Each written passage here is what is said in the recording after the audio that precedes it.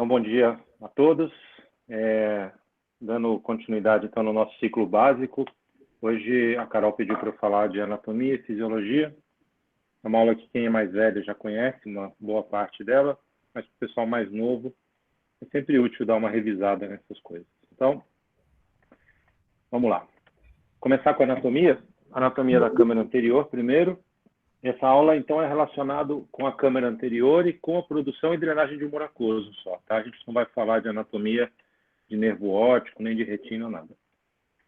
Então, na câmara anterior, que o ponto de interesse principal para nós são as estruturas do seio camelular. Essa figura aqui do livro do Dr. Homero Guzmão é uma figura bastante ilustrativa, que dá para dar um entendimento muito bom para a gente do que está acontecendo.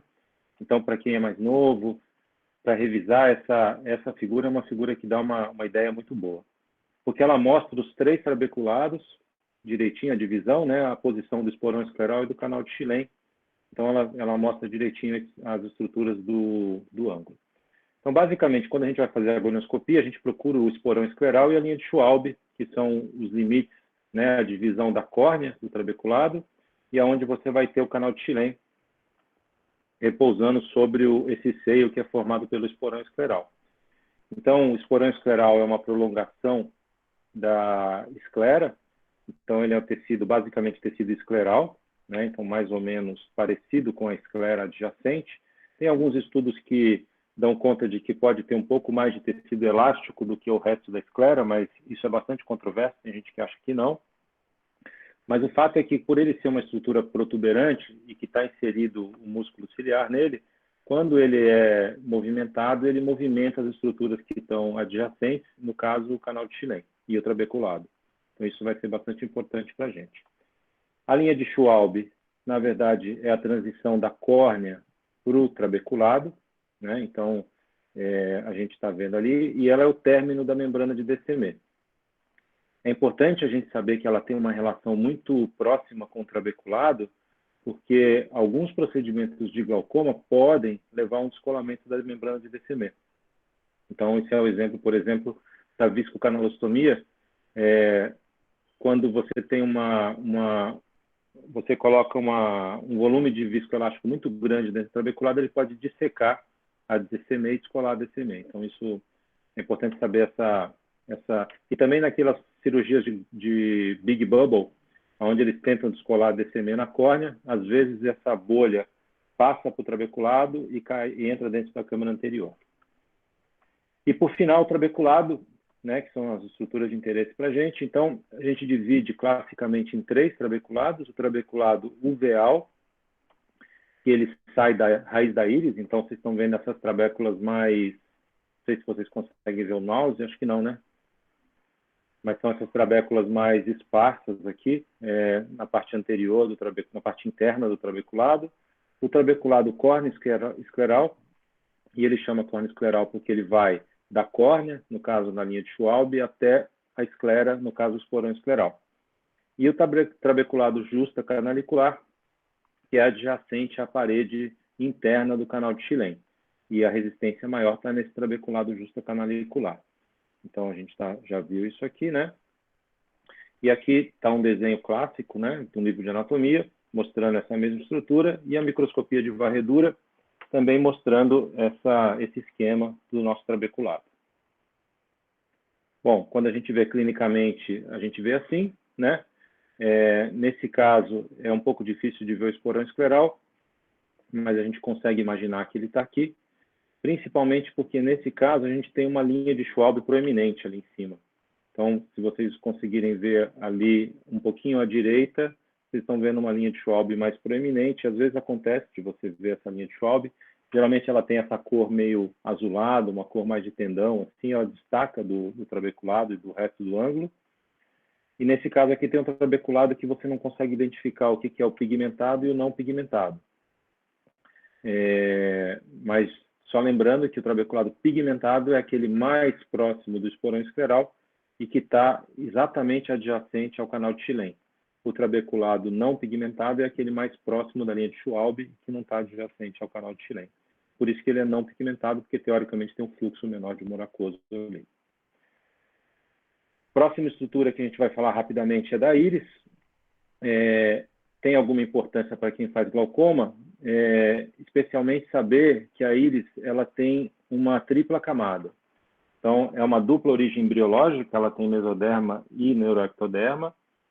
A parte posterior da íris, que é o neuroectoderma, ela é uma continuação com o epitélio do corpo ciliar. Então, no corpo ciliar você tem uma camada de epitélio pigmentado e uma camada não pigmentada, e quando ela vai para a parte posterior da íris, as duas camadas se tornam pigmentadas.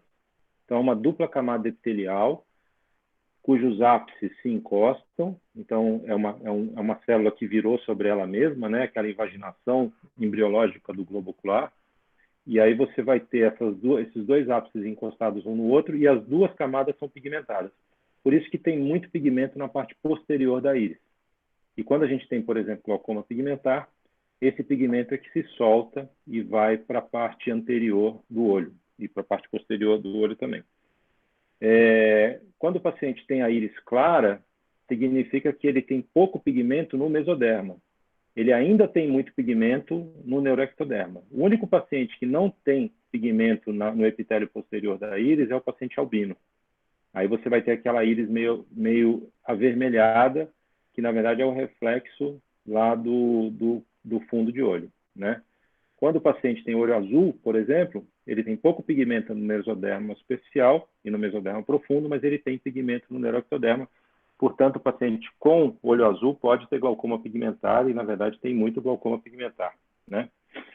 A gente tem uma camada de fibroblastos na parte superior, você não tem epitélio por cima da íris, né? Tem só essa camada de Ende, que é chamada. E é interessante que, para nós, quando você tem uma cripta ou uma pseudocripta, na verdade, o que está faltando é o mesoderma superficial. Então, se você for no laser fazer uma iridotomia e você achar uma cripta, você vai furar só o neuroectoderma e o mesoderma profundo, por isso que é mais fácil de fazer a iridotomia. No mesoderma profundo, a gente tem a musculatura, né? Então o esfíncter e o dilatador, e a gente tem os vasos principais, que é o círculo arterial maior e o círculo arterial menor da íris. Então, mais ou menos, esse é o esquema anatômico da íris. Lembrando que na raiz da íris não tem mesoderma superficial e, geralmente, no bordelete aqui não tem mesoderma superficial também, tá? Então, aqui mostrando a raiz da íris, ali tem o mesoderma superficial, o epitélio pigmentado atrás, e muito bem. Na câmara posterior, que é a última estrutura que a gente vai falar de anatomia, a gente vai falar do músculo ciliar. Então, o músculo ciliar, classicamente, a gente divide em 3 cabeças, né? Longitudinal, circular e radial, 3 porções. Mas, na verdade, classicamente mesmo, ele é dividido em 4 porções, e é por isso que ele é chamado de músculo quadríceps do olho, né? Então, as mais importantes são as fibras longitudinais e as fibras circulares, né? Mas também a gente tem as fibras radiais que vão em direção ao corpo ciliar, que é o número 2 aí, e as fibras irianas que vão em direção à íris, que é o número 4, tá? É um músculo só. Então, o esquema de formação dele, na verdade, é simplesmente uma diferença na orientação das fibras musculares, mas a origem é basicamente a mesma do músculo. Então, se a gente for ver aqui o esquema, a gente vai ter as fibras circulares, que estão um pouco mais horizontalizadas, as fibras radiais, que estão um pouco menos, né, um pouco mais longitudinais, as fibras longitudinais que estão bastante longitudinais, né, e as fibras irianas que estão voltadas para frente. Então, elas estão indo para a parte de trás da íris.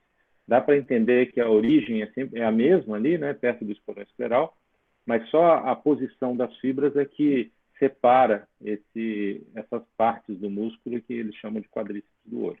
Então, esse esqueminha dá para entender bem isso aí. Rapidamente falando da vascularização, porque pode ser importante para nós também em termos de fisiologia. A vascularização do olho, ela é simples, na verdade, a gente brinca que é tudo ramo da artéria oftálmica, então não tem muito o que pensar. A artéria oftálmica é ramo da carótida interna, daí para frente é tudo ramo da artéria oftálmica. Basicamente, a gente divide nas artérias centrais da retina, que passa dentro do nervo óptico, nas ciliares posteriores curtas, que estão entrando ali atrás, próximo do nervo óptico, nas ciliares posteriores longas, que entram atrás porém elas caminham até lá na frente, até na íris, né? E nas ciliares anteriores que vão junto aos músculos ali. Quando a gente junta as ciliares anteriores e as posteriores, longas, a gente forma o círculo lateral maior da íris. E essa estrutura acaba sendo bastante importante para nós, porque vai irrigar a íris. É uma estrutura para a gente tomar cuidado quando for fazer cirurgia, para não lesar essa estrutura, porque você vai ter um sangramento muito importante. E é uma estrutura importante também porque vocês estão vendo, ela irriga todo o corpo ciliar. Então, aqui você tem uma arteríola anterior e uma arteríola posterior. E essas duas arteríolas, elas vão saindo do círculo arterial da íris e irrigar todo o corpo ciliar. Tem estudos mostrando que na parte anterior, na arteríola anterior, você tem uma certa autorregulação baseada no sistema nervoso simpático. Então, se você tem um estímulo simpático, você vai ter uma contração da arteríola anterior, e essa contração da arteríola anterior vai fazer uma diminuição da irrigação do processo ciliar e, consequentemente, uma diminuição na produção do humor aquoso. Então, a gente tem efeitos tanto do sistema nervoso simpático, que vai diminuir a irrigação do corpo ciliar, e do sistema nervoso parasimpático, que vai aumentar a irrigação, mas, por outro lado, vai aumentar a drenagem também. Então, essa autorregulação é feita assim dentro do olho da gente, é um dos jeitos de fazer essa autorregulação. Inervação, então, eu não vou falar muito, na verdade, deixa para as aulas de neurooftalmo, mas só como eu citei o sistema nervoso parasimpático, a gente tem que lembrar que, além de ter essa ação no músculo ciliar, também você tem uma contração do músculo ciliar e do esfíncter da pupila, né? E essa contração vai afetar o corpo ciliar, a gente vai falar sobre isso. E no sistema nervoso simpático, aí você tem esse aumento da drenagem lá, né? E agora, parando de falar um pouquinho de anatomia, falando de fisiologia. Falando da fisiologia da produção do humor aquoso, deixa eu ver quanto tempo aqui, 20 minutos ainda. Produção do aquoso. Eu falei para você que a gente tinha duas células no epitélio do corpo ciliar, uma pigmentada e uma não pigmentada. Na íris, as duas são pigmentadas. Característica dessas duas células, como vocês estão vendo na figura, é que elas estão em relação apical uma com a outra. Então, o ápice de uma está encostado no ápice da outra. As membranas basais, que estão representadas em cinza ali, elas estão em oposição, né? Estão na parte posterior da célula. Então, essa configuração de uma olhando para a outra, né, uma encostando na outra, é por causa da invaginação do cálice óptico. Então, a gente tem aqui a câmara posterior, ali em cima, né, a membrana basal do epitélio não pigmentado, o epitélio pigmentado, a membrana basal do epitélio pigmentado, o estroma e os vasos, né, os capilares. Então, o humor aquoso vai ser formado dessa forma, através basicamente de três mecanismos, né? A ultrafiltração, que é pressão dependente, a secreção, que é um mecanismo complexo, e a difusão de alguns solutos que vão poder passar, principalmente lipossolúveis, que vão conseguir passar direto pela célula. A ultrafiltração, a gente fala que é pressão dependente, porque se a pressão do olho estiver mais baixa, a ultrafiltração, como tem um gradiente de pressão maior entre a pressão arterial e a pressão dentro do olho, a ultrafiltração acontece mais eficientemente, né? A secreção não, já não tem relação com isso. A estrutura mais importante para a produção do humor aquoso aqui na fisiologia dessas células são as ônulas de oclusão, porque além delas não deixarem passar macromoléculas do sangue para o humor aquoso, elas também vão fazer uma barreira, que é a chamada barreira hematoocular, né? As células endoteliais da íris, dos vasos ilianos, têm essas ônulas ocludens também, e na retina também tem ônulas ocludens, então a gente faz uma barreira isolando o olho, como se fosse a barreira hematoencefálica, né? E aí a composição bioquímica do humor aquoso vai ser sempre diferente da composição bioquímica do sangue, a não ser que você tenha uma quebra de barreira, e isso pode acontecer, por exemplo, nos casos de inflamação. Então, além de outros tipos de moléculas de adesão que existem entre essas células, então a mais importante é a zônula de oclusão, e vocês podem ver que ela oclui completamente a parte apical da célula não pigmentada, né? Então, não deixa realmente as moléculas passarem entre as células, tem que passar por dentro da célula. Os vasos ilianos eu já falei, né? A barreira hematorretiniana. Então, eu vou falar um pouquinho de como que é formado o moracoso e qual é a característica dele. Então, a função principal, uma das funções principais é manter a pressão intraocular e a integridade do globo ocular. Além disso, tem uma função metabólica, que vai levar oxigênio e vai levar glicose para a córnea, cristalino, trabeculado, né? Então, a gente tem uma função de suprimento, né? E uma função de excreção também, que vai tirar os metabólicos excretados, né, por essas estruturas.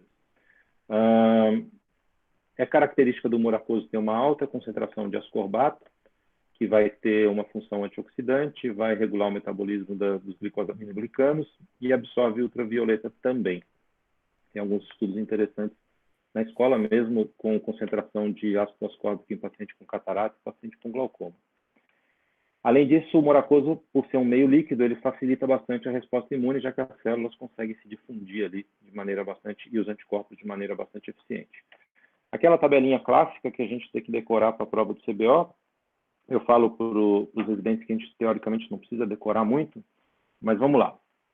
O que tem mais no moracoso e tem menos no plasma? O moracoso tem mais sódio, e a gente sabe disso porque, como tem o líquido entrando para dentro do olho, obviamente, onde vai água, vai o sódio também. Então, dá para lembrar disso. Tem menos potássio, e a gente entende isso porque a bomba de sódio e potássio, quando entra sódio, sai potássio, né? Então, vai ter mais potássio no plasma do que dentro do olho, né? E tem um pH bastante ácido em relação ao sangue. Isso se dá pelo mecanismo, pela quantidade de ácido ascórbico que tem lá dentro, pelo HCO2 que tem lá dentro também, e também pelo metabolismo anaeróbio das estruturas avasculares. Então, a gente vai ter bastante, vai alterar bastante o pH. Tem muito menos proteína no moracoso do que no plasma, né? E a barreira as ondas ocludens que vão dar conta disso, né? Tem menos glicose também, por causa do metabolismo. Como eu falei, o ácido lático aumentado e o ascorbato aumentado pela mesma razão. Tá? Então, é fácil de decorar, na verdade, dá para entender por que tudo acontece aí. Falar um pouquinho dos componentes para a produção do moracoso, porque eles acabam sendo importantes para a gente entender fisiologia de droga. Então, basicamente, lembrar para vocês, a gente já falou sobre isso, mas vamos de novo. Bomba de sódio e potássio, simportes e os antiportes, os canais iônicos e a anidrase carbônica.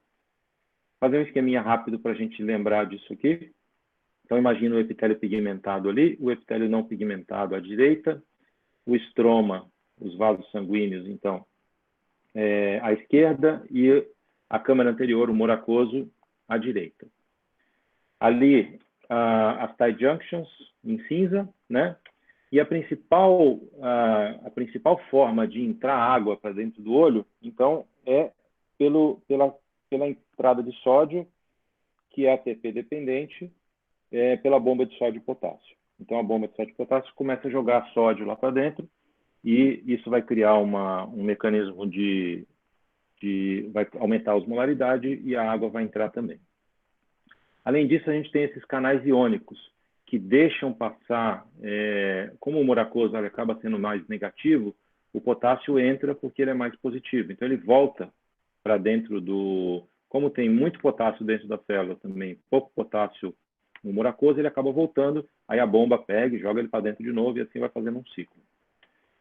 Esse aqui, verdinho, está representando um SYMPORT, que é uma proteína de membrana que, quando entra um íon, ela carrega outros íons juntos, facilita a entrada de outros íons. Então, por exemplo, se a bomba de sódio e potássio está jogando o sódio para fora da célula, o sódio está querendo entrar para dentro da célula. Quando ele entra, ele carrega junto potássio e cloro. Então, isso é assim que funciona os SYMPORTs. Canais iônicos de cloro, e esses canais, a gente falou deles há 2 reuniões atrás, vocês lembram que tem um artigo que mostrou que a melatonina atua inibindo os canais de cloro no corpo ciliar. Então, uma das maneiras que a melatonina poderia baixar a pressão do olho seria inibir os canais M2 e M3 de cloro. Então, esse seria um mecanismo proposto para a regulação da melatonina em relação à pressão intraocular. Então, é esse canal iônico de cloro aqui, que ele pode passar o cloro sozinho ou ele pode passar o cloro junto com HCl3, tá? Então, é um canal importante.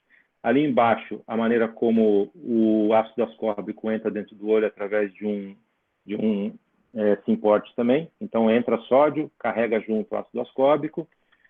E um mecanismo bastante importante e que a gente, para nós, tem uma função interessante, porque a gente tem hoje em dia os inibidores de anidrase carbônica.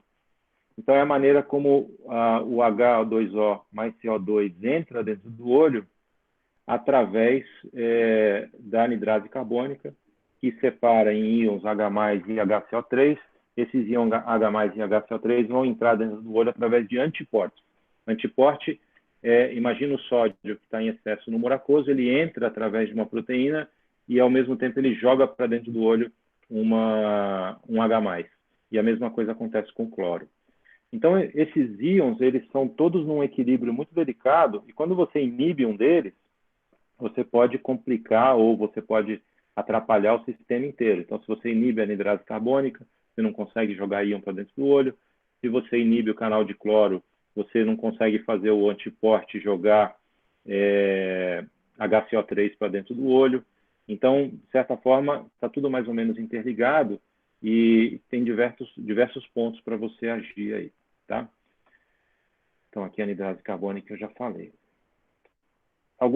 Algumas coisas sobre a produção do moracoso. Então, a gente sabe que ela diminui 2,4%, não é ao ano, é a década, está errado aí, tá? Então, ela vai diminuindo com a idade. E nos pacientes com glaucoma primário de ângulo aberto, ela diminui mais ainda, mas em compensação, você tem uma produção maior à noite do que em indivíduos normais. Então, se você tem, a gente sabe que a gente tem uma produção basal de moracoso, que ela é ativa à noite e durante o dia você tem uma produção maior, né?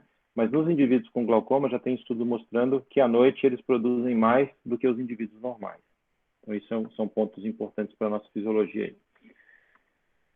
Parando de falar um pouquinho de produção, vou falar um pouco de drenagem agora.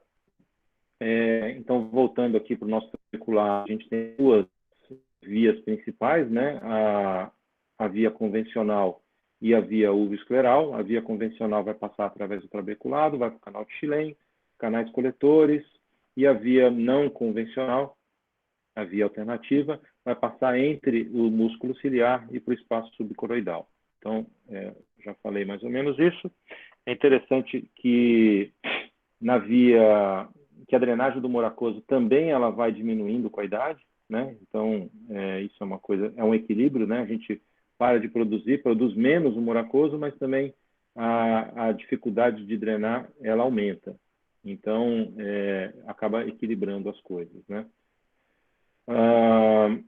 A via acessória eu já falei aqui. E aqui, antigamente a gente falava que a via acessória pegava mais ou menos 25% da drenagem do moracoso. Tem estudos um pouco mais recentes, estudos até de 2002, mostrando que a via acessória em indivíduos normais, ela pode ser de 42% a 54%, ou seja, mais ou menos a metade. Então, ela acaba não sendo tão acessória, assim, acaba sendo uma via igual à do trabeculado.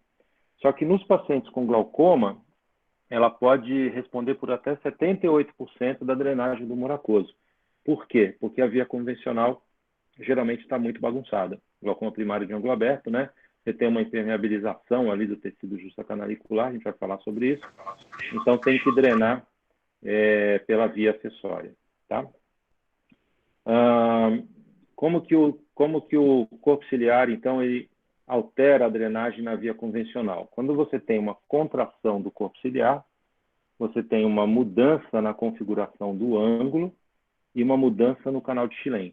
E aí você aumenta a drenagem, isso é classicamente conhecido Tanto que a pilocarpina foi um dos primeiros tratamentos para o glaucoma, né? Então, aqui a gente tem a pilocarpina, que é um agonista muscarínico, subgrupo M3, vai causar miose, miopia, mas também vai aumentar a drenagem do humor aquoso, pela via convencional, tá?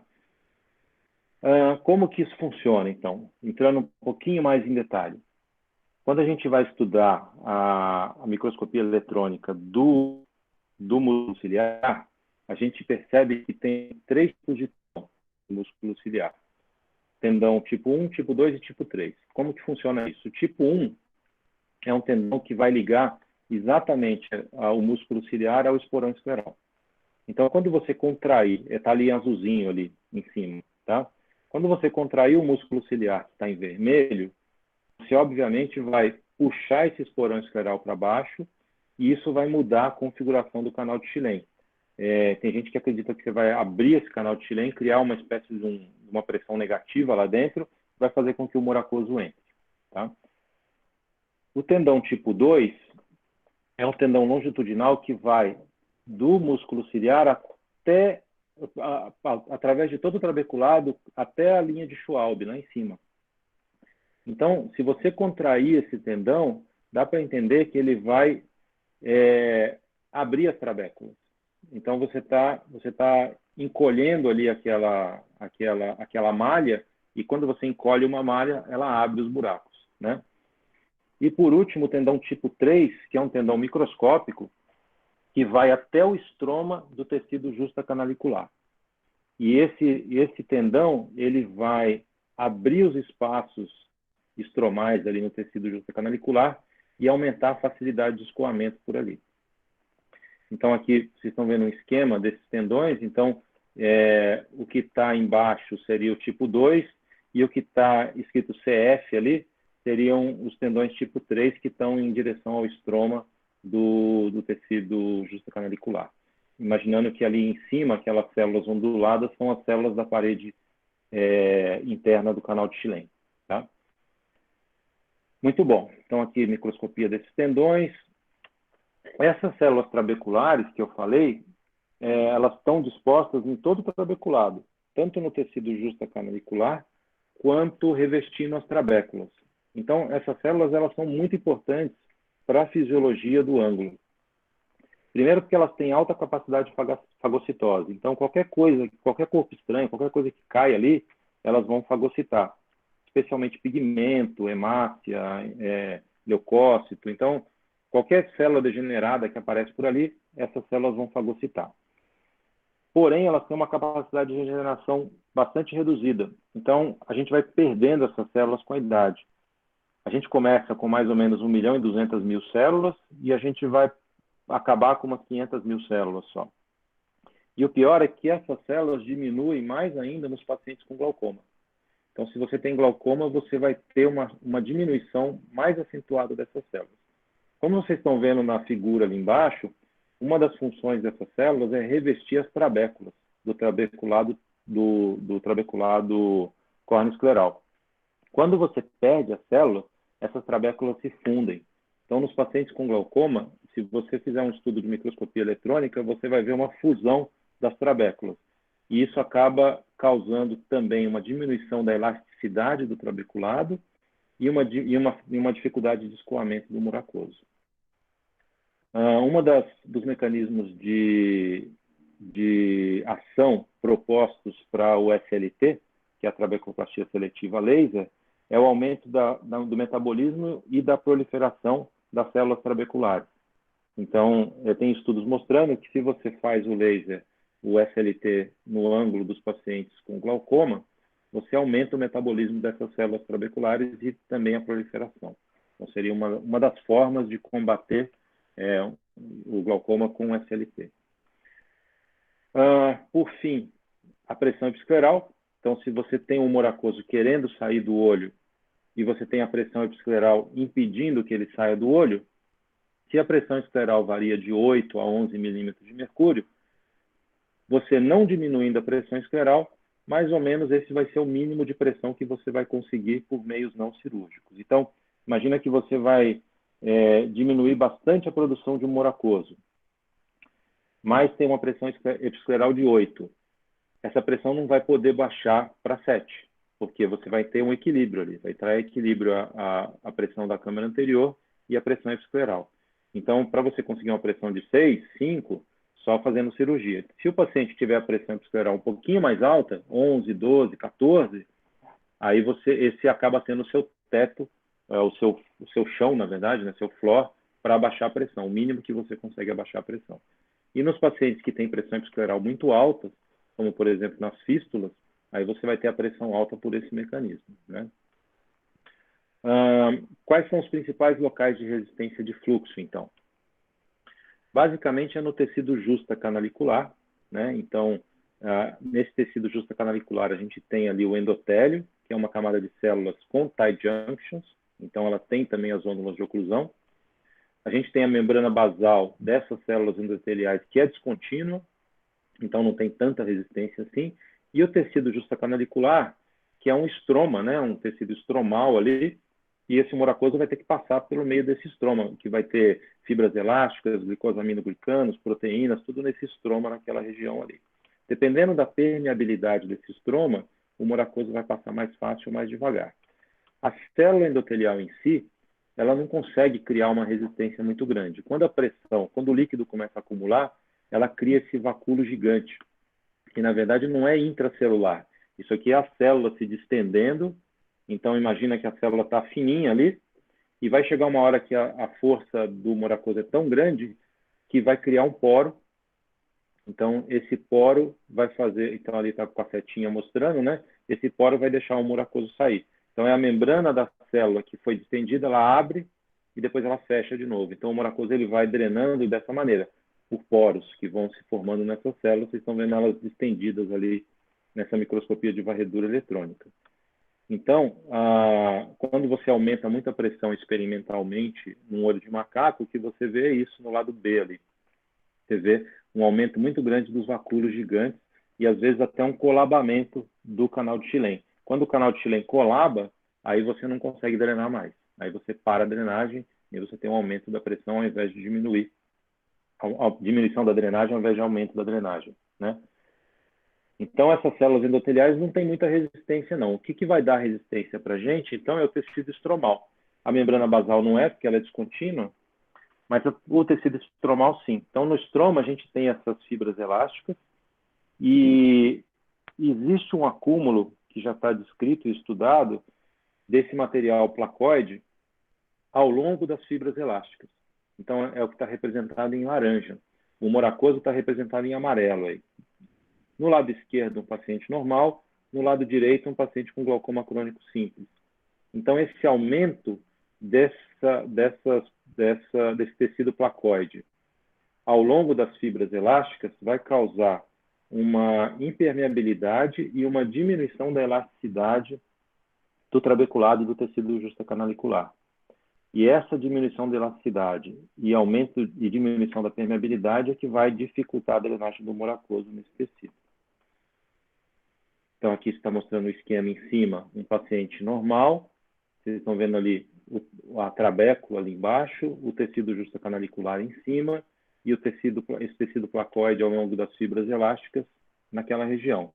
E num paciente com glaucoma, na figura de baixo, esse é alaranjado, então é esse acúmulo de material placoide que vai realmente dificultar a drenagem do moracoso. Se você juntar com isso a diminuição da elasticidade e você juntar com isso as trabéculas que estão colabadas, porque você perdeu célula trabecular, aí você aumenta muito a drenagem. Além disso, as células trabeculares, por elas estarem diminuídas, acredita-se que elas regulam o metabolismo o acúmulo dessa substância placoide, e que a capacidade fagocitótica delas poderia diminuir esse acúmulo no tecido justacanalicular. Mas como você tem menos células, você acaba não tendo essa função.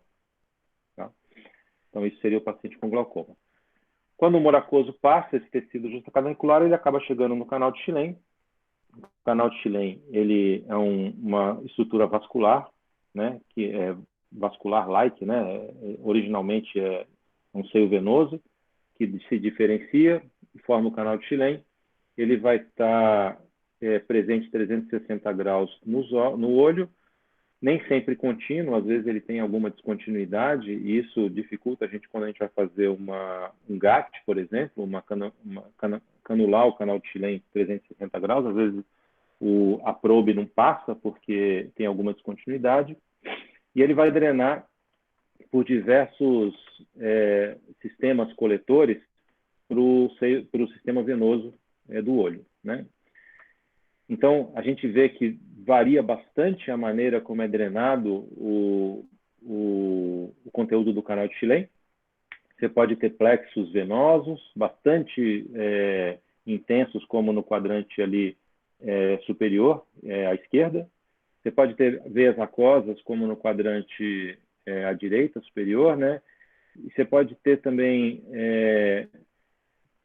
uma relação íntima com círculos arteriais, às vezes enchendo o canal de Schlemm de sangue, dependendo da situação. E você pode ter áreas em que você tem poucos canais coletores, como na parte inferior esquerda ali. Na verdade, isso ninguém sabe se tem alguma importância isso, mas hoje em dia, com essas cirurgias trabeculares, que a gente tenta fazer um bypass da câmara anterior para o canal de Schlemm, tem algumas pessoas que acreditam que se você fizer a cirurgia trabecular numa área onde você tem um plexo de drenagem mais importante, você vai ter uma eficiência maior dessa cirurgia. Outras pessoas acham que é o contrário, que você deve fazer numa área que você não tem um plexo de drenagem, porque é onde precisa drenar, porque na área que drena bem, você não precisa. Então, na verdade, ninguém sabe direito. No fim das contas, a gente acaba fazendo nasal inferior, porque teoricamente tem um pouco mais de plexo de drenagem, mas por outro lado também porque é mais fácil na hora da cirurgia, pela incisão que você faz, fazer ali. Então a gente acaba fazendo nasal inferior. Mas ninguém sabe direito se isso é assim mesmo. Aqui mostrando uma reconstrução do canal de Schlemm com aqueles polímeros de borracha, né, que você injeta, mostrando todo o canal de drenagem. E aqui um esquema da parte de drenagem dos diversos plexos que a gente falou. Essas veias aquosas, elas também estão descritas há muito tempo, né? Veias aquosas de Ascher. São veias, para identificar elas, você vê uma veia retificada saindo do canal de Schlemm e que ela tem uma terminação ali perto do limbo, meio que em forma de J, como vocês estão vendo ali à esquerda. Então, ela tem sempre esse formato meio em forma de J. E quando você aumenta a pressão do olho, quando você deprime ali a pálpebra do paciente, às vezes você vê o fluxo laminar. Então, essa veiazinha ali, ó, com o formato de J que a seta está mostrando, e vocês estão vendo que dentro dela tem fluxo laminar. Tem uma parte que está preenchida da veia, uma parte de sangue e uma parte de humor aquoso. Quando a gente aperta, isso fica mais evidenciado. Então, aqui vocês estão vendo no detalhe, ali o fluxo laminar no meio da veia aquosa. Também não tem muita função hoje, mas uma coisa que a gente consegue ver, que é interessante, nos pacientes que fazem alguma cirurgia angular, a gente consegue ver, em alguns casos, uma facilidade de identificar essas veias aquosas. Então, eu tento fazer em todos os meus pacientes, procurar a veia aquosa, apertar, ver se a drenagem como que é, e muitas vezes a gente se surpreende de ver que depois de uma cirurgia angular, você consegue ver uma drenagem maior. Isso não está publicado, é só uma impressão clínica, mas eu tenho visto em alguns pacientes isso. Então, eu acho que fazer o exame detalhado, procurar as veias, procurar a drenagem, entender o que está acontecendo ali, vai ter uma função importante no futuro aí. Então, aqui é a mesma coisa, tá? Esse aqui é um vídeo só mostrando. Em resumo, na verdade, isso aqui são alguns dados, né, que a gente sempre fala no final da aula de fisiologia. Estou 5 minutos atrasado. Então, como eu falei, a gente tem uma produção basal de humor aquoso, que na verdade ela é menor à noite do que durante o dia. Nos primeiros estudos eles davam conta que ela era maior à noite, porque tem que levar em consideração também que o paciente está sentado ou deitado. Então, se o paciente deita, a pressão vai aumentar mesmo, né? Então, quando você faz com o paciente sentado, a pressão geralmente é maior de dia do que à noite. À noite ela é menor, porque a gente tem uma produção menor de humor aquoso. Além disso, tem aqueles estudos mostrando que nos pacientes com glaucoma, você tem uma produção maior à noite do que nos pacientes normais. E agora eu estou falando de produção, não é de pressão. Então, essa produção ela é mais ou menos 3 ml por minuto de manhã, 1,3 microlitros por minuto à noite, isso em pacientes normais. A facilidade de escoamento, que tem a ver com a pressão episcleral, ela também vai diminuir à noite, né? Então, vai ser mais difícil de escoar à noite por causa também do paciente estar deitado, isso é um dos motivos. E a pressão venosa episcleral também vai aumentar quando o paciente deita. Então, a posição do paciente acaba influenciando bastante como que a pressão dele vai ficar. Então, o paciente deitado, já tem bastante estudo mostrando tilt test, né, que é pegar o paciente sentado, depois deitar o paciente, medir a pressão nas duas situações, e seria uma espécie de teste de estresse para entender como funciona a pressão venosa episcleral e a facilidade de escoamento dele. Bom, eu acho que é basicamente isso. Acabei mais ou menos na hora porque eu comecei atrasado. Obrigado de novo pela atenção de todo mundo e foi um prazer. Muito bom. Obrigado, Sérgio. Alguém quer fazer algum comentário rápido? Alguma coisa? Não? Cristiano dizendo que foi excelente. Muito bom mesmo, Sérgio, como sempre, tá? Como é que eu paro aqui, Luiz? Finalmente, parar a apresentação. Parar. Isso. Pronto, parei. Pronto. Então agora a gente vai ter a aula do... A Ruth, né, que está como Daniel aqui, também disse que foi muito bom. Vessane, eu acho que é você agora, né, que vai dar uma aula de anatomia e fisiologia de nevrótica e retina. Oi, Luiz. Sim. Deixa eu só lembrar aqui, excelente aula, Sérgio, parabéns, viu? Realmente, suas aulas são cada vez melhores sobre esse assunto. Compartilhamento de tela, que eu não lembro. Você vai clicar apresentar agora, depois cheia, e aí você abre o Keynote ou PowerPoint, quando tiver a sua apresentação. Tá, apresentar agora. Tá certo. Apresentar agora, tela cheia. E aí você vai ficar olhando só sua apresentação, não vai nos ver, mas a gente vai ficar te vendo e te ouvindo. Perfeito. Vocês estão me ouvindo bem? Sim. Já estão vendo minha apresentação? Não. Sim. Ótimo. Bom, então vamos lá, nessa maratona de apresentações de anatomia e fisiologia, a gente vai dar continuidade falando um pouquinho da anatomia e fisiologia da retina e do nervo óptico. Uma coisa importante de se lembrar, a retina, ela é parte do sistema nervoso central, cobre uma área de aproximadamente 2.500 milímetros quadrados, onde você tem aproximadamente 100 milhões de neurônios, sendo 30 tipos celulares diferentes que utilizam pelo menos 10 tipos de neurotransmissores. A retina tem essa distribuição clássica em 10 camadas, que os senhores já conhecem, então são 10 camadas que envolvem 6 classes de neurônios, 2 tipos de células gliais, e ela tem uma variação na espessura dela ao longo da sua expansão. Então, na região central, a mácula tem uma espessura maior, na região periférica, uma espessura menor.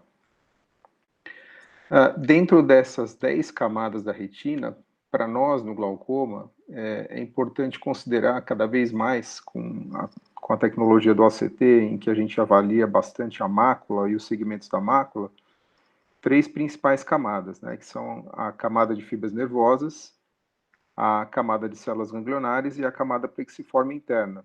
Então, quando você pega instrumentos de OCT, você tem a possibilidade de segmentação da mácula, principalmente utilizando essas 3 camadas e, de certa forma, tentar utilizar isso na avaliação diagnóstica e na avaliação de segmento dos pacientes que têm glaucoma. Na anatomia, importante lembrar que a gente tem, para captação do sinal, os fotorreceptores, que são os transdutores sensoriais para o sistema visual, os bastonetes responsáveis pela visão escotópica e os cones responsáveis pela visão fotópica e visão de cores, a visão de cores, né? 3 tipos baseados no padrão de resposta a diferentes comprimentos de onda de luz.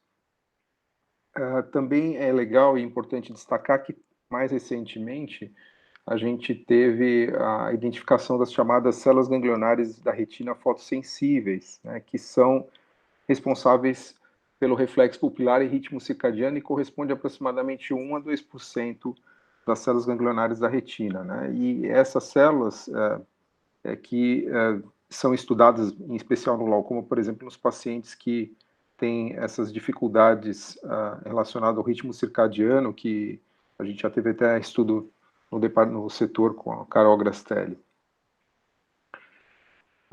Bom, a gente tem aproximadamente 92 milhões de bastonetes na retina e 5 milhões de cones, sendo que 50% dos cones são localizados na mácula. Aqui vocês têm uma imagem à direita de Adaptive Cortex, na região parafoveal, concentração de cones bastante significativa, e 10 graus já temporal. A fixação, você vê uma distribuição bastante diferente na concentração de cones e a presença de bastonetes.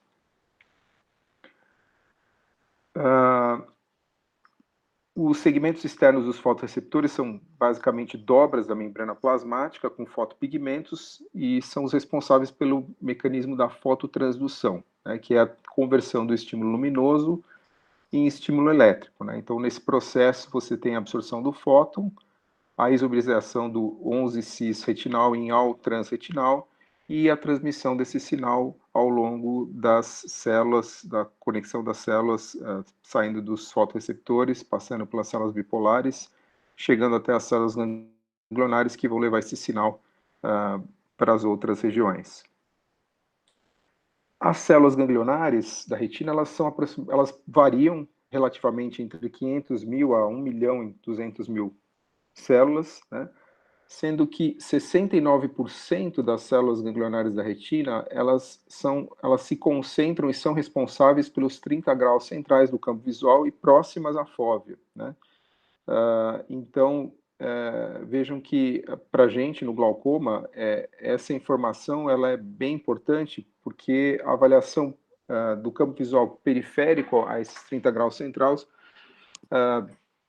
é mais difícil e talvez não tenha tanta importância em termos de perda de informação relacionado a essa doença. O transporte axonal é feito pelos axônios das células ganglionares da retina de forma bidirecional e simultânea. A gente tem um transporte anterógrado lento, que é responsável, corresponde a 85% desse processo de transporte, né? E um transporte anterógrado rápido, que é a transmissão a parte dos neurotransmissores, né? E os corpos celulares são responsáveis por esse processo logístico durante esse transporte axonal. No processo de transmissão da informação, a gente tem uma certa complexidade na maneira como ele acontece, né? Então, a gente tem os chamados campos receptivos, que são uma região da retina onde a ação da luz altera o disparo do neurônio, né? Então, aqui, lembrando que os campos receptivos, eles acontecem não só para o conjunto das células ganglionares, mas também acontece na região do corpo geniculado lateral e também no córtex visual primário, né? O que acontece de maneira bastante esquemática, aqui, bem rápida? Você tem, nos campos receptivos, você pode ter um estímulo de luz que, quando estimula o centro do campo receptivo, ele vai promover um disparo onde você tem células bipolares chamadas on-center, que são estimuladas e transmitem o sinal para as células ganglionares on-center, e daí o sinal é transmitido adiante. Mas, ao mesmo tempo, você tem células bipolares off-center, que são neutralizadas ou desestimuladas, e da mesma forma, as células ganglionares off-center também. E quando o estímulo luminoso acontece na periferia do campo receptivo, e o processo acontece de forma inversa, né? Esse tipo de logística, né, de diferentes taxas de disparo nas células, ele é responsável por essa informação sobre contraste, e o tamanho do campo receptivo, ele governa a frequência espacial da informação. Então, quando você tem campos receptivos menores, você vai ter uma informação de detalhes maior. Falando em relação às células ganglionares da retina, a informação, quando chega lá, ela é processada utilizando dois mecanismos cromáticos de oponência, um azul-amarelo, o outro verde-vermelho, e um mecanismo acromático claro e escuro, né? A gente tem basicamente três principais tipos de células ganglionares da retina, né? As células parvocelulares, as células magnocelulares e as células biestratificadas, que têm características diferentes, né? Então, as células P parvocelulares, elas correspondem a aproximadamente 80% das células ganglionares, né? São responsáveis pela acuidade visual central e pela oponência verde-vermelho, né? As células as células magnocelulares correspondem a aproximadamente 10% das células ganglionares e são responsáveis pela percepção de movimento, sensibilidade ao contraste. E as células bistratificadas, né, que são responsáveis pela oponência azul-amarela. Da mesma forma, esses axônios das células ganglionares, eles vão fazer sinapse em camadas ou lâminas definidas no corpo geniculado lateral de forma bastante definida nessa região. Falando um pouquinho do nervo óptico, né, ele é o segundo par craniano, ele parte do disco óptico e se estende até o quiasma óptico, e basicamente ele é a continuação da camada de fibras nervosas, são os axônios das células ganglionares da retina, né? Ele tem aproximadamente 47, 50 milímetros de comprimento, com uma porção intraocular, uma porção intraorbital, uma porção intracanalicular e uma porção intracraniana. A cabeça do nervo óptico, que é o que mais a gente acaba estudando na prática, né, ela se estende da superfície retiniana até a porção mielinizada do nervo óptico e que começa atrás da esclera posterior à lâmina cribrosa. Ela tem um diâmetro variável, né, que pode ser de 1,18 até 1,75 milímetros. A área do disco também é bastante variável e, na prática, a gente vai ter uma variabilidade anatômica também no exame clínico, como a gente vai ver adiante, tá? Mas, em média, tem 2,42 milímetros de diâmetro. E é relacionada ao erro refracional. O diâmetro do nervo ele se expande até 3 milímetros atrás da esclera, onde os neurônios acabam adquirindo a capa de mielina.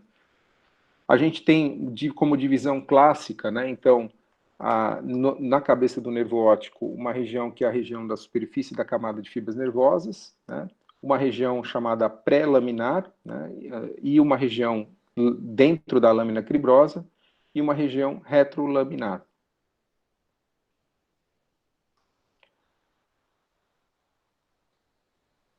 Aqui uma ilustração para vocês, mostrando que dentro do nervo óptico você tem umas divisões pelo septo pial fibrovascular, que é responsável pela irrigação interna desse nervo, né? Aqui um corte longitudinal e um corte transversal.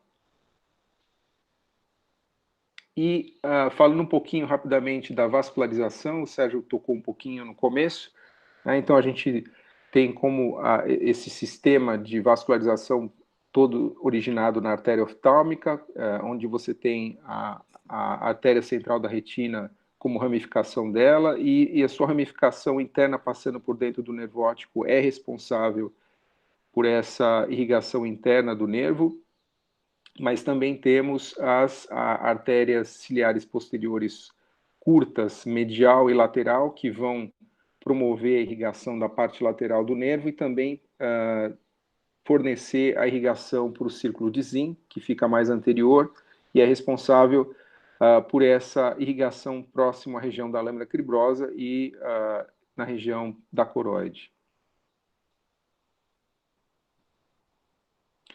A lâmina cribrosa ela é uma estrutura formada por lâminas fenestradas de tecido conectivo escleral que são aninhadas por tecido glial. E se vocês repararem, a porção central ela tem uma condensação bem maior desse tecido conectivo escleral comparada à porção periférica superior e inferior. E é aí que se justifica essa maior fragilidade na entrada das fibras nervosas nos polos superior e inferior, nos pacientes que possam ter uma predisposição a glaucoma. Isso talvez fosse uma explicação anatômica para essa maior fragilidade e sensibilidade à medida que a doença avança. Existe uma ancoragem periférica do tecido conectivo da lâmina cribrosa na esclera, como vocês veem nessa imagem. E lembrar que as meninges revestem o nervo óptico. A gente tem a pia mater, mais internamente, a aracnoide, a dura mater e o espaço subaracnoideu. Essa informação sobre as meninges e o líquido cefalorraquidiano, nos últimos anos ela vem se tornando uma informação mais estudada pelos pesquisadores, porque se fala bastante do chamado gradiente de pressão translaminar, que depende da diferença de pressão e a distância entre o compartimento intraocular e o compartimento retrobulbar preenchido pelo fluido cérebro-espinhal. E assim como se estuda na neurooftalmologia, na neurologia, quando o paciente tem aumento de pressão intracraniana, também no glaucoma tem se estudado se existe uma menor pressão ou diminuição do líquido cefalorraquidiano próximo a essa região, aumentando a susceptibilidade do nervo nesse processo de gradiente de pressão translaminar. Um outro aspecto interessante e importante é a forma como as fibras nervosas entram no nervo óptico, né? Então, lembrando que os axônios das células ganglionares mais distantes, eles entram na periferia da abertura do anel escleral onde passa o nervo óptico, enquanto que os axônios das células ganglionares mais próximas ao nervo, eles entram mais centralmente, né? Também é importante lembrar que essa distribuição das fibras nervosas respeita o meridiano horizontal, né? E daí a gente ter as alterações típicas do nervo e alterações funcionais relacionadas a essa distribuição respeitando o meridiano horizontal. Recentemente, um pesquisador, Don Hood, que gosta muito de fazer estudos sobre o OCT e das relações da anatomia e fisiologia do nervo óptico relacionados a isso, ele mostrou que essa divisão horizontal não é exatamente horizontal, então você tem uma concentração de fibras na porção temporal, onde você tem uma divisão um pouquinho maior, a parte temporal superior um pouquinho maior do que a parte temporal inferior, e a chamada área de maior vulnerabilidade na região macular, na porção inferior relacionada a isso. Outro aspecto importante é como se distribui a função visual, o campo visual desses pacientes, né? Então, a gente tem uma correspondência anatômica com o campo visual nas suas porções temporal e nasal e nas suas porções superior e inferior, né? Lembrando que o campo temporal é um campo maior do que o campo nasal, né? E essa correspondência a gente vê frequentemente quando a gente avalia os pacientes através do campo visual. Mas é bastante interessante porque há um bom tempo atrás, agora fazendo 20 anos, né, um pesquisador, o Gary Heath, ele tentou estudar isso um pouquinho mais a fundo, tentando achar essa correspondência anatômica das diversas fibras nervosas chegando até o nervo óptico com os pontos do campo visual automatizado, né? Tentando fazer essa correlação topográfica entre estrutura e função, e tentou segmentar as partes do disco óptico, né, com setores do campo visual, e isso acabou virando um clássico. Ele acabou sendo... vários outros estudos passaram a usar esse mapa proposto pelo Gary Heath, e a gente tem hoje até os equipamentos como o Fórum das AIS fazendo a correlação estrutura e função, usando esse tipo de correspondência entre campo e setores do disco. O problema é que quando você tem discos ópticos com uma característica um pouquinho diferente, uma distribuição um pouquinho diferente do anel neuroretiniano e da camada de fibras, e não necessariamente você tem essa correspondência de forma perfeita. Isso aqui a gente já falou um pouquinho, né? Trajeto do sinal pelas células nervosas, lembrando que uma vez os axônios das células ganglionares da retina chegando até o corpo geniculado lateral vão fazer a conexão e de lá, através das radiações ópticas, chegam até o córtex visual primário. E lembrando que o arranjo das fibras nervosas no nervo óptico, ele tem uma distribuição que se modifica ao longo do seu trajeto, então mais próximo do globo ocular, a distribuição das fibras maculares e da região temporal e superior inferior e nasal superior inferior são diferentes da distribuição das fibras quando o nervo óptico está mais próximo do quiasma óptico. Isso tem relevância nas lesões neurooftalmológicas. E então vamos falar um pouquinho agora da aparência clínica da retina e do nervo óptico pela oftalmoscopia. Então aqui a imagem clássica, né, de uma retinografia com a fundoscopia normal, esse padrão de brilho da camada de fibras nervosas maior nas porções superior e inferior, temporal inferior, tem a ver com a concentração de fibras nervosas, né? Então o brilho é maior nessa região e menor na região temporal e nasal. E é isso que a gente vê nos exames de imagem com OCT também. Esse brilho, ele é mais visível em pacientes que têm uma maior pigmentação de fundo, né? É menos visível nos pacientes que têm menor pigmentação de fundo. Então, nesses pacientes com menor pigmentação de fundo, faz sentido você ter um exame auxiliar para tentar te ajudar a identificar possíveis perdas na camada de fibras nervosas. Claro que a gente tem recursos na lâmpada de fenda ou no retinógrafo que podem nos ajudar, como o filtro red-free, né? É uma outra forma que a gente tem do ponto de vista clínico, subjetivo, tentar identificar esses defeitos na camada de fibras através desse filtro. Lembrar que é importante separar o que é uma variação anatômica na distribuição das fibras de um defeito verdadeiro. Então, quando você pode ter divisões nas fibras nervosas no trajeto delas, chegando até o disco óptico, e que podem se confundir com defeitos na camada de fibras, né? Em geral, a regra básica é que quando essas divisões de fibras são menores do que o diâmetro de um vaso e não chegam até o disco, são só divisões anatômicas, não são defeitos verdadeiros, né? E quando isso é maior, a gente passa a desconfiar de um defeito verdadeiro. Se bem que a gente já teve em algumas reuniões casos em que essa divisão era tão grande que realmente causava dúvidas e dificuldades, né? O tamanho do disco óptico, falando do tamanho do disco óptico, né? Então, em geral, a gente tem discos ópticos maiores em pacientes em olhos que têm alta miopia e discos ópticos menores em olhos com alta hipermetropia, né?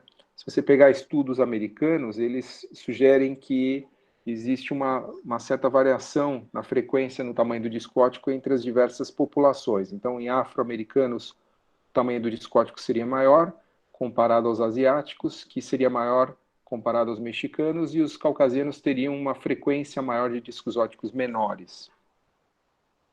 Isso é interessante quando a gente fala de banco de dados, né, de aparelhos de imagem, porque se você tem uma população específica, como, por exemplo, uma população só de caucasianos, num banco de dados de um aparelho, ela pode não ser tão adequada quando você está estudando em pacientes, por exemplo, afrodescendentes. Falando dos extremos, né, então a gente tem o chamado macrodisco, que seriam os discos que têm um tamanho maior do que a média e 2 desvios padrões, né, então seriam discos maiores do que 4 milímetros quadrados, e os chamados microdiscos, que seriam discos menores do que a média, menos 2 desvios padrões, ou menores do que aproximadamente 1,3 milímetros quadrados, né. Esses extremos, eles correspondem a uma fração bem pequena da população, aproximadamente uns 2,5%, né? Mas muitas vezes, quando eles aparecem, eles causam dificuldades para a gente na hora de fazer a investigação clínica, se o paciente tem ou não tem glaucoma. Nos macrodiscos, a gente tem aqueles macrodiscos primários e os macrodiscos secundários. Os primários são geralmente pacientes que podem ser assintomáticos ou sintomáticos. Os sintomáticos podem ter defeitos funcionais, por exemplo, naqueles pacientes que têm associados ao macrodiscos uma fosseta de disco, né? E que às vezes é confundido com defeito glaucomatoso, então é preciso tomar cuidado. E nos macrodiscos secundários que aumentam aumento de tamanho após o nascimento e podem acontecer em olhos com alta miopia, né? Ou miopia primária ou miopia secundária, por exemplo, associada a um glaucoma congênito. A importância da variabilidade do tamanho do disco, ela tem uma certa relação em algumas situações. Por exemplo, discos ópticos pequenos são mais frequentemente associados a drusas do disco, pseudopapiledema e também neuropatia óptica isquêmia anterior não arterítica. Falando um pouquinho do aspecto normal do disco, a gente tem, geralmente, o disco tem um formato oval, com diâmetro vertical, em geral, um pouco maior do que o diâmetro horizontal, né? E as estruturas identificadas, geralmente, na avaliação clínica do disco, o anel neuroretiniano, a escavação, o anel escleral de Elschnig, que delimita o limite do disco, né? E as áreas de atrofia peripapilar, que a gente vai falar mais adiante, zona alfa e zona beta. O aspecto da escavação, ele pode variar bastante, né? Dependendo das características do disco, né? E ela, apesar disso, pode ter um tamanho variado, mas, em geral, ela é frequentemente descentrada em direção à porção temporal, né? Ela tem uma posição um pouquinho mais temporal, então, por isso, essa distribuição diferente da espessura do anel neuroretiniano, né? A gente vai dizer mais adiante. Claro que a questão de quando você tem discos inclinados, você pode ter uma variação bastante significativa na aparência anatômica tanto do anel neuroretiniano quanto do aspecto da escavação. Importante lembrar que o tamanho do disco tem uma relação fundamental com o tamanho da escavação, né? Então, discos maiores têm escavações maiores, discos menores têm escavações menores ou, às vezes, ausentes, né? Principalmente quando você está diante de um paciente que existe uma certa suspeita de glaucoma, então é importante avaliar o tamanho do disco para não ter confusão em relação ao que você está achando de suspeita sobre a escavação. Uma forma simples é tentar avaliar na lâmpada de fenda, né? O tamanho do disco ele pode ser estimado, uma lente de biomicroscopia de fundo. Aqui à direita vocês têm uma escala de fatores de correção, dependendo da lente que você usa na lâmpada de fenda, e você pode medir isso no sentido vertical e no sentido horizontal, né? Para tentar delimitar o tamanho do disco. Mas você também pode fazer isso com oftalmoscopia direta, né? Eu lembro quando eu era residente, o pessoal da neurooftalmo usava bastante a mira média para determinar se o disco era grande ou pequeno, né? Então, se o disco é maior do que a mira média, era considerado um disco grande, se o disco era muito menor do que a mira média, era considerado um disco bem pequeno. Uma coisa que a gente sempre descreveu classicamente em prontuário é a relação do tamanho da escavação com o tamanho do disco, né? Isso também aparece nos exames de imagem, né? Sempre tentar entender essa relação, né? Uma regra simples é tentar dividir o disco em duas partes e dar 5 pontos para uma metade do disco, né? E tentar entender quanto desses 5 pontos corresponde ao anel neuroretiniano e quanto desses 5 pontos correspondem à escavação, e fazer isso para outra metade e aí tentar determinar a razão escavação-disco nas suas porções horizontal e vertical. Nesse processo, é importante entender que, às vezes, não é pela coloração do que você está vendo, mas sim pela deflexão do vaso para determinar o tamanho daquilo que você considera o anel neuroretiniano, né? Então, nem sempre é fácil identificar esses limites, né? A gente, apesar de fazer isso classicamente, descrever o tamanho da escavação, a gente sabe que frequentemente existe erro nisso, né? No ambulatório, muitas vezes a gente vê paciente inscrito com escavação 0,6, 0,5, e na verdade o paciente mais adiante é reavaliado e alguém descreve uma escavação 0,8 e fica na dúvida se houve realmente uma progressão. Então, essa descrição, ela na verdade, tem uma importância não muito grande na prática, mas a avaliação das imagens, né, ela tem mais peso, sem dúvida. A distribuição do anel neuroretiniano segue a clássica regra Isent, né? Então, a espessura do anel neuroretiniano é maior nas porções inferior, seguida da porção superior e seguida da porção nasal, depois da porção temporal, nos indivíduos normais, né? Mas é importante lembrar que até quase 30% dos discos ópticos normais não seguem a regra Isent e não é por isso que eles têm algum tipo de lesão do disco relacionada ao glaucoma. Como exemplo, a gente vê, por exemplo, os discos ópticos inclinados, que têm uma distribuição anatômica muito diferente, né? A posição do tronco vascular, em geral, mais temporal, e a distribuição do anel neuroretiniano também, quebrando essa regra Isent.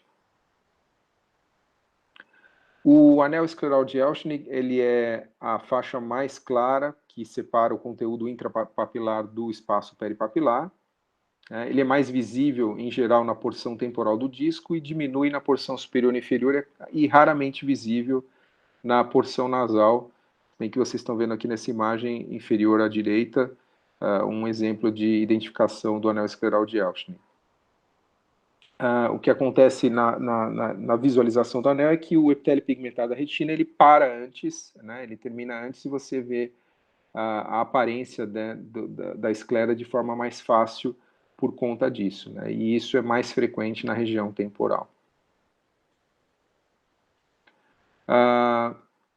Um aspecto importante, né, já que a gente fala dos limites do disco, né, falando do anel escleral de Elschnig, é que com o advento do ACT, começou a se tentar entender realmente quais são os limites verdadeiros do disco, porque você tem praticamente um estudo detalhado das estruturas na região do disco óptico, né? E o Shahram, Burgoni são pesquisadores canadenses e americanos que conseguiram, propuseram aí, através do ACT, determinar a verdadeira borda externa do anel neuroretiniano através da abertura da membrana de Bruch, né? Então, hoje, a gente sabe que esses são os verdadeiros limites, né, com essa informação, e eles mesmos, os autores, mostraram que muitas vezes o que a gente avalia clinicamente, como vocês veem aqui na imagem, né, nem sempre é o limite verdadeiro do disco, quando a gente utiliza comparativamente a abertura da membrana de Bruch, como nesse exemplo, que o tamanho do disco, na verdade, é menor do que o que a gente achava que era pelo exame clínico, né? Então, isso é bem interessante, e é através desse método que eles propuseram medidas da espessura do anel neuroretiniano, como o minimal ring width, ou minimal ring width, que serve como um apoio para tentar entender se existe perda ou não relacionada ao glaucoma.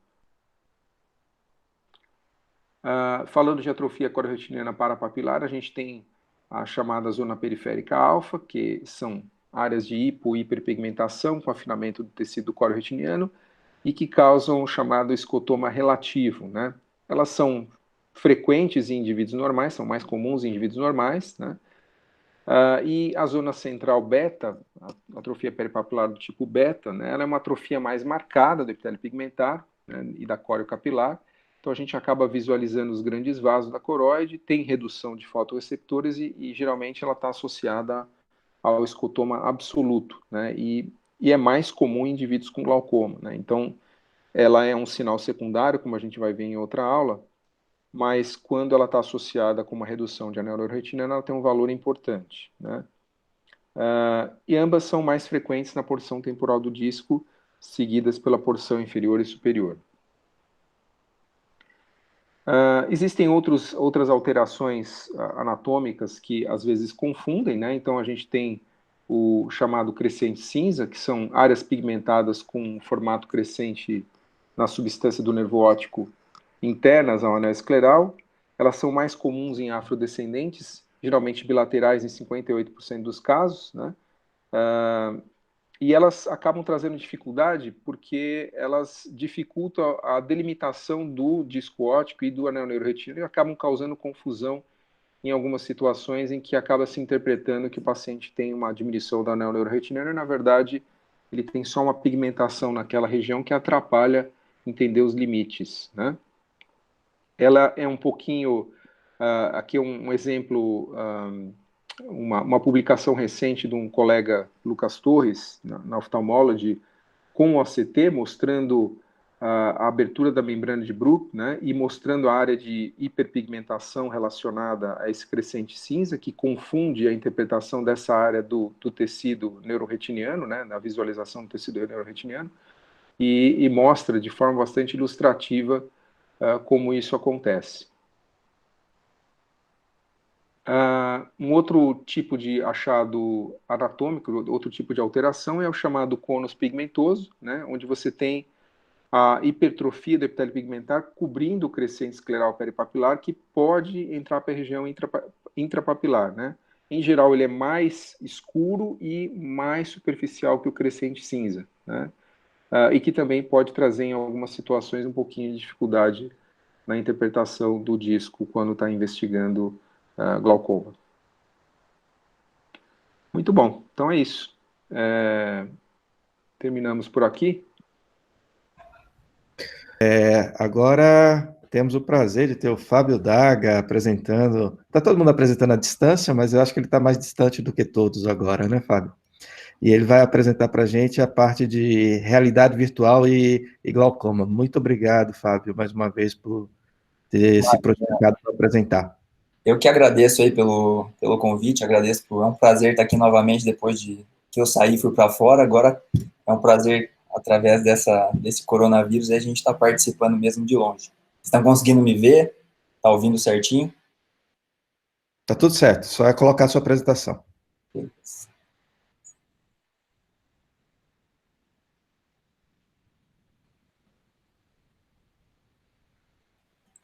Então, a Carol me pediu para fazer uma compilação aqui dos artigos que eu vou usar para defender a tese.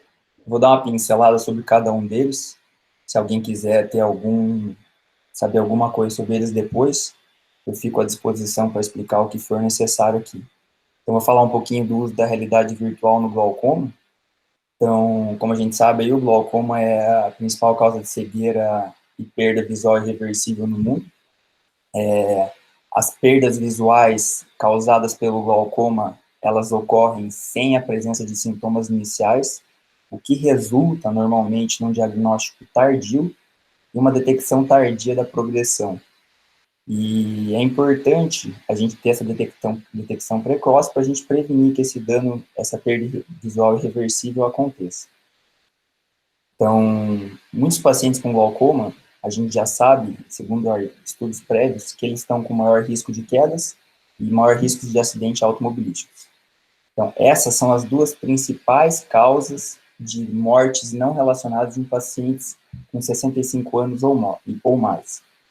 Além disso, os pacientes com glaucoma, eles reportam dificuldades em fazer compras, descer escadas, cruzar a rua e andar no ambiente. A gente sabe que o uso do campo visual, a perimetria automatizada, a cromática, ainda é o padrão ouro para avaliação do glaucoma, do dano funcional do glaucoma. No entanto, ela tem inúmeras limitações. É um teste subjetivo, não é um teste fácil para o paciente fazer. Os perímetros, normalmente, eles são aparelhos que são caros, não são portáteis, eles permitem poucos exames ao ano, ele tem uma variabilidade interteste, então isso dificulta um pouco a detecção de progressão.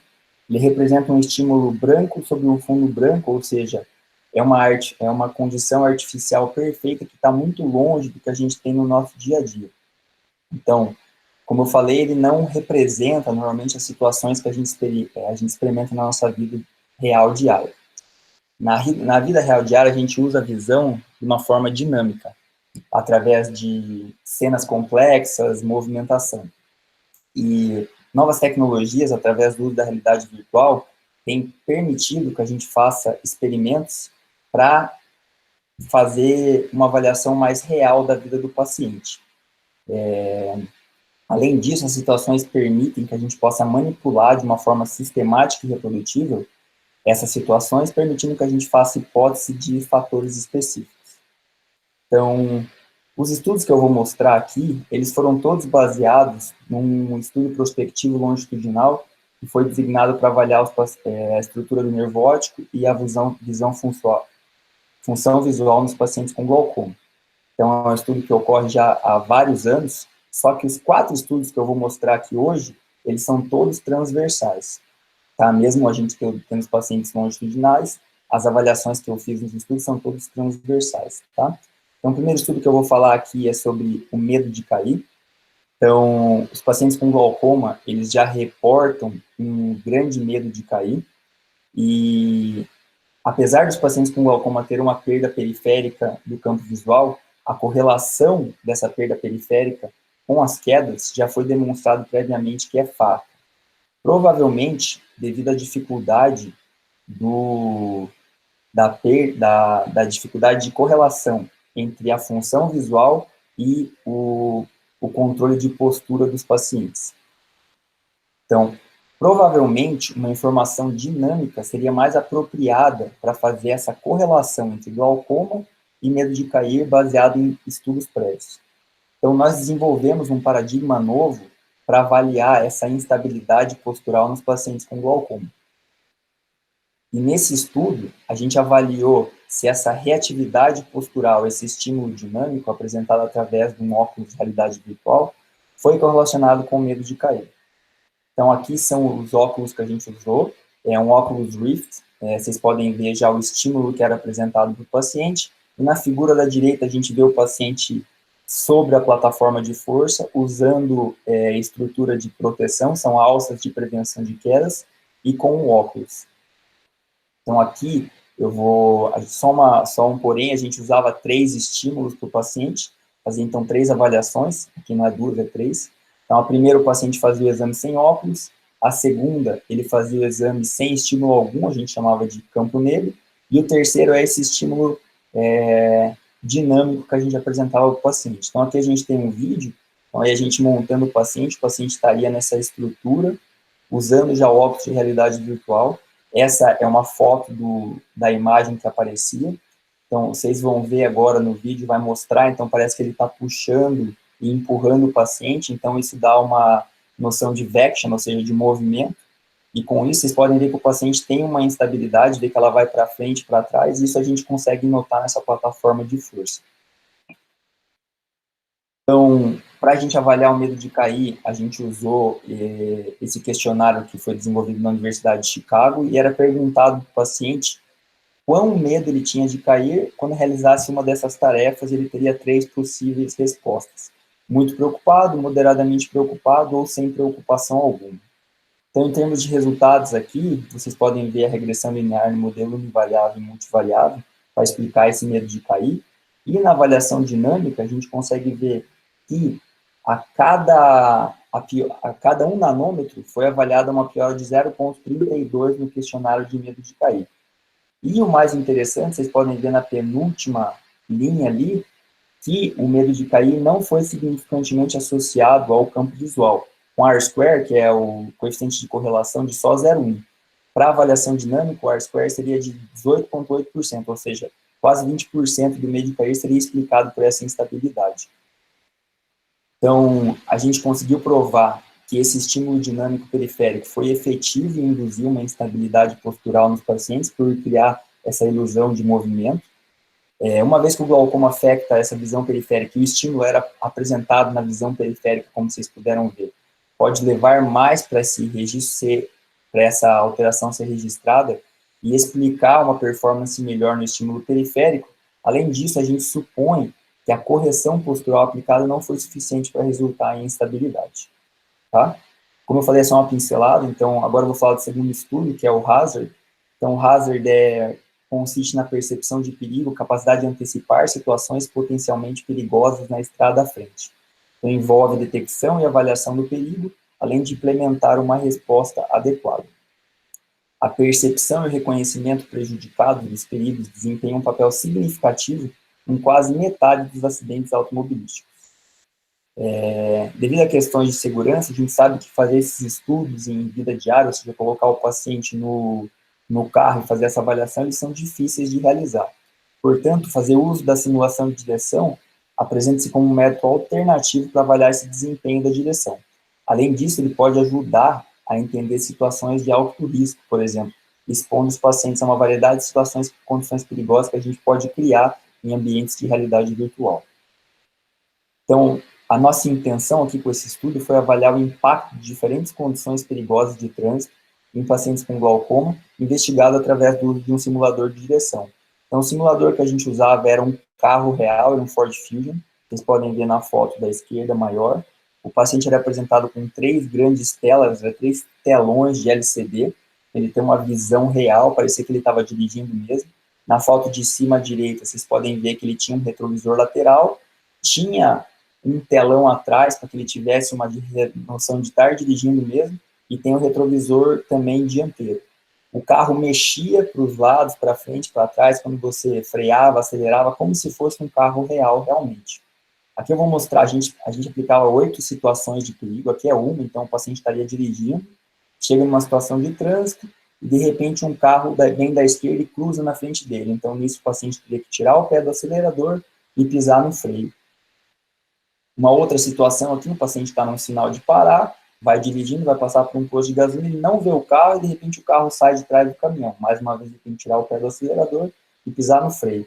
E foram esses 2 parâmetros que a gente avaliou. Teria o tempo de reação para tirar o pé do acelerador e o tempo de reação para pisar no freio. Então, essa regressão linear, ela mostra que a associação do diagnóstico do glaucoma e a severidade de campo visual medido pela mean sensitivity, o somatório da sensibilidade binocular do campo visual, ambos foram associados com uma pior performance, tanto para tirar o pé do acelerador, quanto para pisar no freio. Então, dessa forma, a gente conseguiu demonstrar que os pacientes com glaucoma, eles tiveram um tempo de reação mais lento em situações perigosas de direção, quando comparados com o controle. Esse tempo de reação mais lento foram associados à magnitude de perda de campo visual, mesmo quando associada a possíveis fatores de confusão na regressão multivariada, né? Esses estudos, eles podem nos ajudar a avaliar melhor o risco de acidentes e aconselhar os pacientes sobre a aptidão de dirigir. Então, o terceiro estudo aqui seria o VHunt.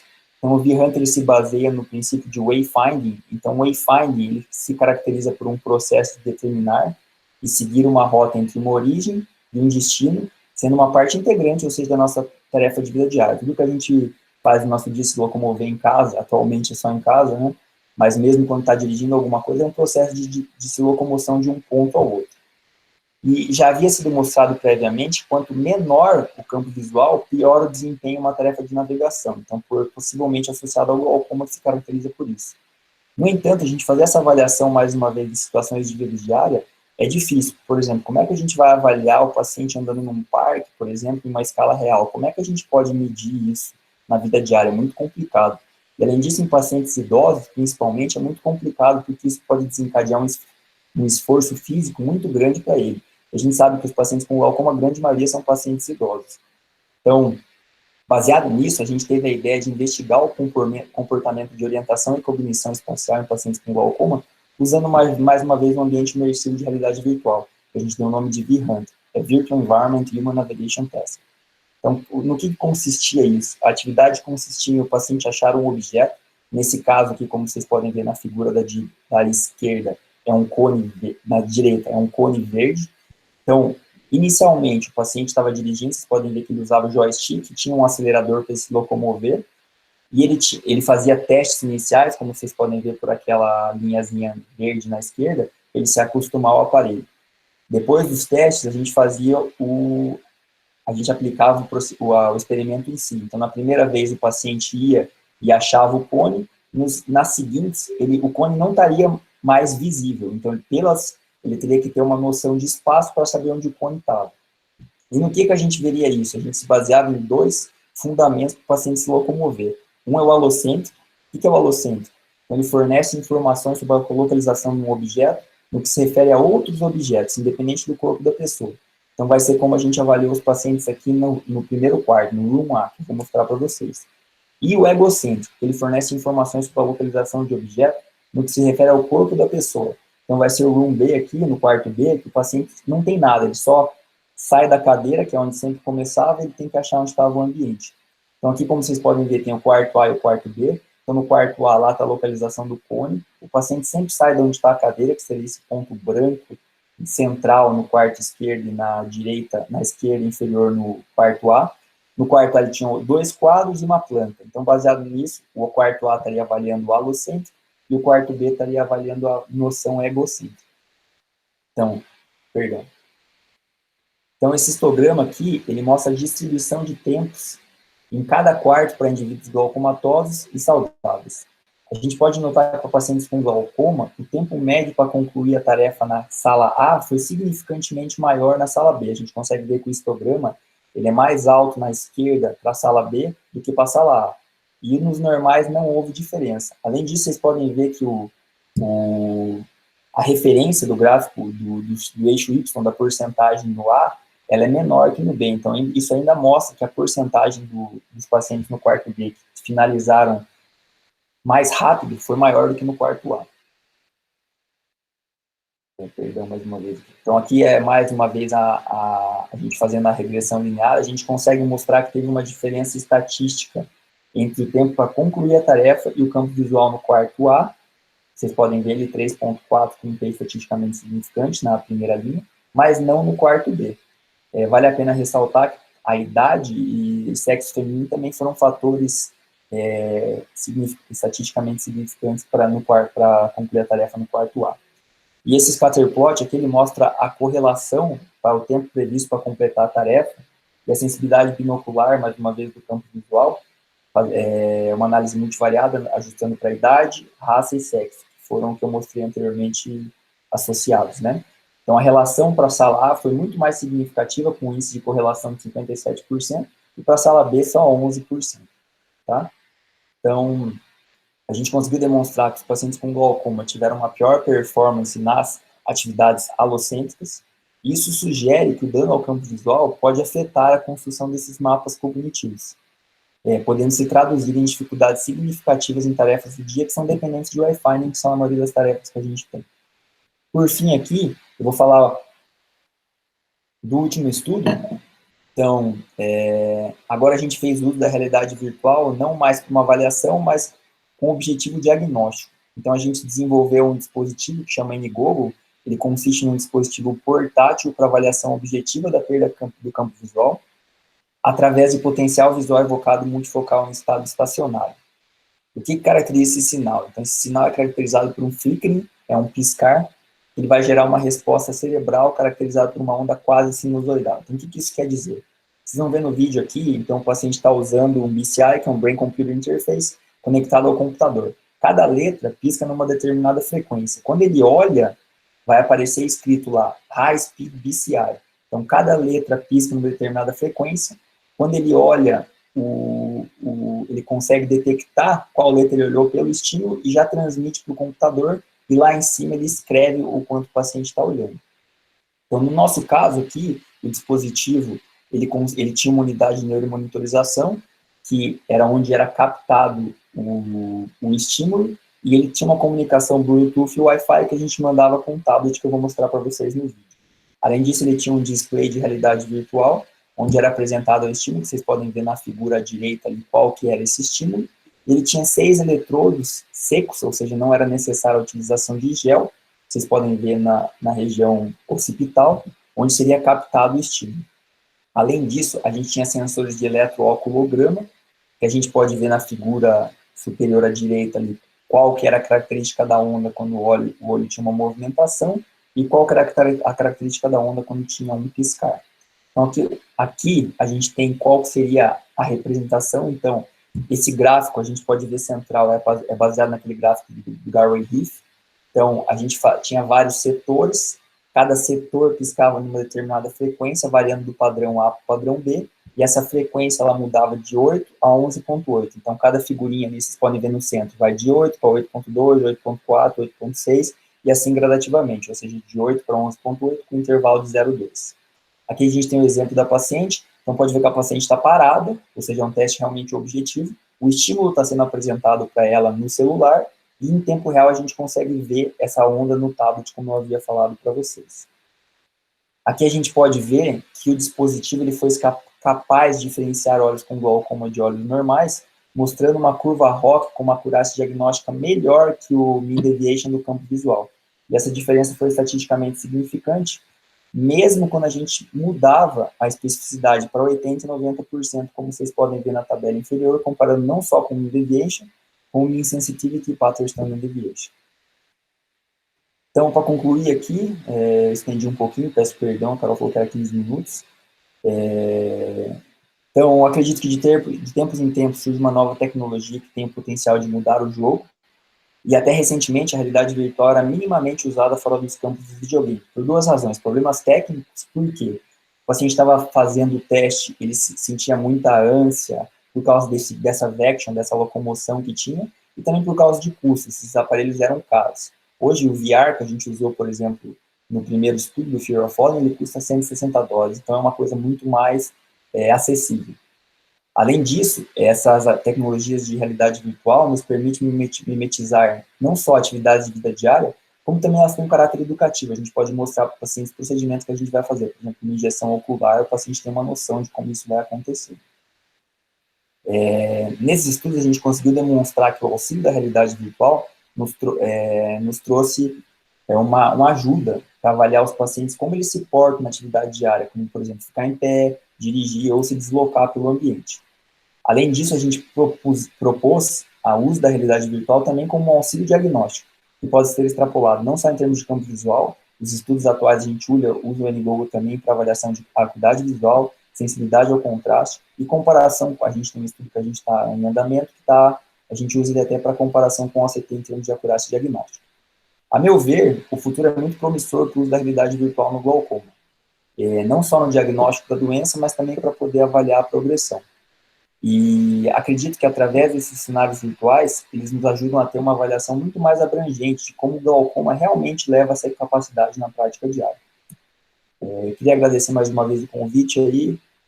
Tá tendo, por exemplo, pelo menos nesse tempo em casa, está tendo para aproveitar a gravidez de minha mulher, e tomara que minha filha seja cada vez mais parecida com ela, segundo mostra o ultrassom 3D aqui. Muito obrigado, viu? Obrigado, Fábio. Excelente, tá? Teve uma questão aqui do professor Paulo Augusto perguntando aqui, ó, nesse trabalho diagnóstico, qual o tempo de exame? Você pode falar alguma coisa? Dr. Paulo Augusto, nesse trabalho do N-Google, a gente levava inicialmente 30 minutos para fazer o exame do paciente. Então, os pacientes iniciais a gente levava 30 minutos, porque a gente tinha que fazer a avaliação até manual, a forma que a gente fazia análise estatística chama Canonical Correlation Analysis. Então, com isso que a gente fazia avaliação manual para calcular segundo o epox. Então, como é que funcionava? O paciente fazia o teste. A gente fazia a avaliação de 90 segundos. Nesses 90 segundos, a gente separava em 5 segundos cada um, fazia essa Canonical Correlation Analysis e fazia a avaliação dessa alteração de campo visual. E dava esse parâmetro, que foi o parâmetro que a gente usou para fazer a acurácia diagnóstica. Agora o Felipe está usando inteligência artificial para fazer essa análise. Então o exame está levando 5 a 8 minutos, pelo que eu tenho falado com ele. Já. Fábio, tem outra questão aqui no chat, que o professor Paulo pergunta se tem efeito aprendizado, é isso? Tem efeito aprendizado ou não? A gente fazia o seguinte, doutor Paulo Augusto, se o senhor vê o trabalho, a gente fazia um grupo, a gente avaliou efeito, reprodutibilidade, na verdade. A gente pegou não toda a amostra, uma amostra menor, a gente avaliou o efeito reprodutibilidade. E não teve o efeito aprendizado, teve um efeito aprendizado, na verdade, mas não foi estatisticamente significante, ou seja, os pacientes, foi bem reproduzível o teste, nesse pequeno grupo que a gente avaliou. Então, a gente que era 22 pacientes, não me lembro de cabeça. Muito bom, Fábio. Obrigadíssimo mais uma vez. Obrigado a vocês pelo convite, que é um prazer estar aqui com vocês novamente.